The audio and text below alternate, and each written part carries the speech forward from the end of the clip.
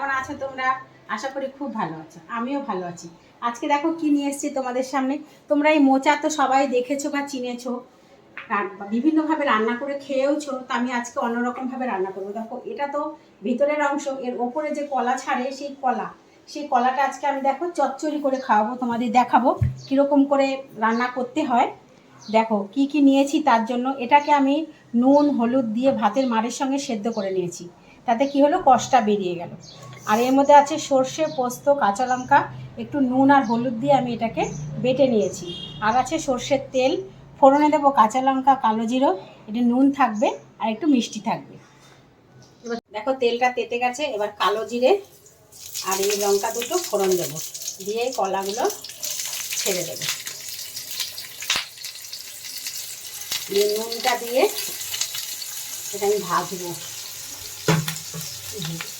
হলুদ আছে তাই এখানে সামান্য একটু হলুদ দেবো।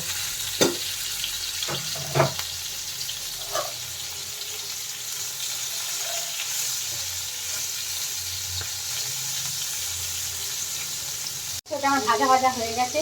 এবার সর্ষে পোস্ত পেস্টটা আমি দিয়ে দেবো।